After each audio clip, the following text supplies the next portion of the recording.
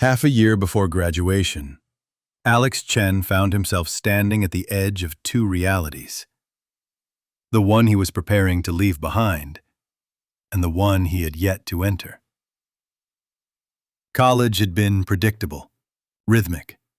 There were grades, lectures, and sleepless nights during finals week.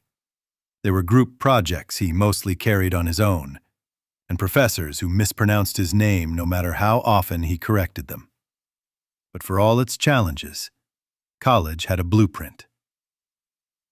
Post-graduation life, on the other hand, felt like a vast, foggy plain without a compass. The job market had taken a turn for the worse. A financial crisis had swept across the country, and hiring freezes were the norm. Entire graduating classes were floundering in a sea of rejection letters. Alex, a business major with a solid GPA, knew the odds were against him. Still, he crafted each resume with precision, tailoring every cover letter, hoping something would land.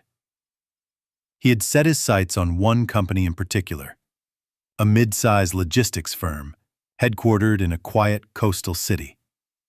It wasn't glamorous, but it had a reputation for ethical leadership and employee development. The job posting was for an entry-level operations analyst. The catch: they were hiring only one person.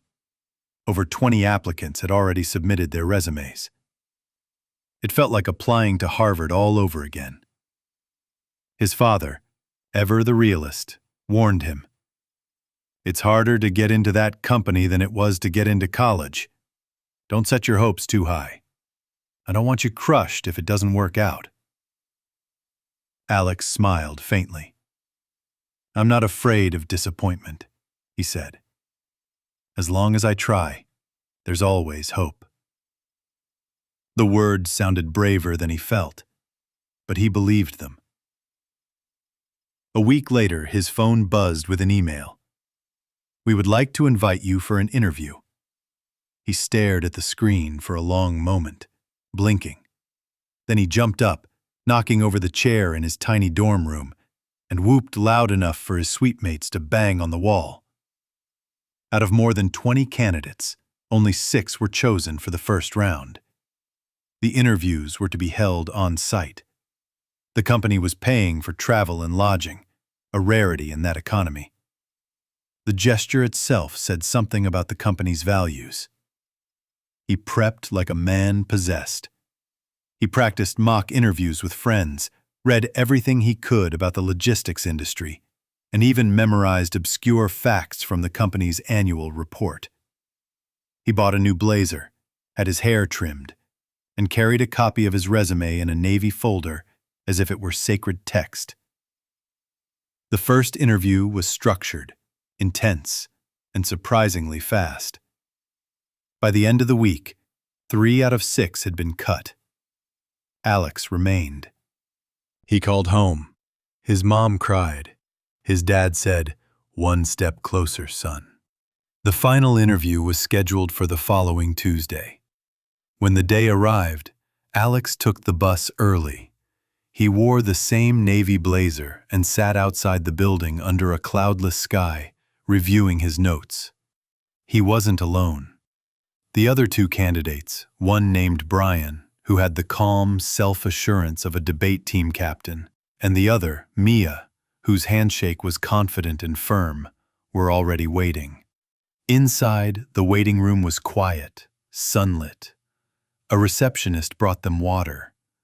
The final interview was nothing like he'd imagined. Instead of a panel or a case study, the hiring manager, a man named Mr. Kessler, simply chatted with them one by one. The questions were casual, almost meandering. "What's your favorite city you've ever visited? Tell me about a moment you failed. What do you do when no one's watching?" Alex tried to answer honestly, but couldn't shake the feeling that something wasn't right. He had flashcards full of achievements, ready to recite. None of them seemed relevant now. After the last candidate finished, Mr. Kessler came into the lobby. "You're all excellent," he said. We'll be making our final decision in the next 3 days. Please check your phones for a message. Good luck. 3 days, 72 hours. They passed slowly. On the morning of the third day, Alex was buttering a slice of toast when his phone pinged. Thank you for your time. Unfortunately, you have not been selected. He stared at the message. The words blurred slightly. He swallowed, put down the toast, and walked to the window. Outside, students were rushing to class. Life hadn't paused to accommodate his disappointment. His heart ached, but he remembered his father's words, "Don't get crushed." He took a deep breath. Then he typed back, "Thank you for the opportunity. I appreciate your consideration and wish your team continued success." He pressed send and put the phone away. The day dragged. He tried to study but couldn't concentrate. He went for a walk. By nightfall, his disappointment had settled into a quiet, tired acceptance. Then, just before midnight, his phone rang. It was a number he didn't recognize. "Hello?" he answered, his voice cautious. "Is this Alex Chen?" the voice asked. "Yes. This is Mr. Kessler. I'm calling to offer you the position." There was a long pause. What?" Alex stammered. "We sent identical rejection texts to all 3 final candidates this morning. It was a final test. One person didn't reply. One responded with a brief goodbye. You responded with grace. That's the kind of person we want on our team." Alex didn't speak for a full 10 seconds. Then he said softly, "Thank you." "No," Mr. Kessler said. "Thank you. Welcome aboard." After the call ended, Alex stood in the dark for a while, staring at the glowing screen. Gratitude had opened the door that credentials alone could not. The next morning, he called his dad. "I got the job." Silence. Then laughter. Then, finally, "How?" Alex recounted the entire story. When he finished, his father said, "That's the kind of lesson no textbook will ever teach you." Later, when Alex moved to the coastal city and began his new life, he kept that text exchange on his phone. He read it sometimes when things got hard.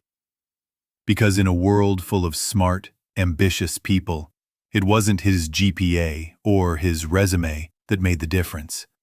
It was 2 words. Thank you. Not as a formality, but as a choice, as a way of life, as hope, held gently in the hands of humility.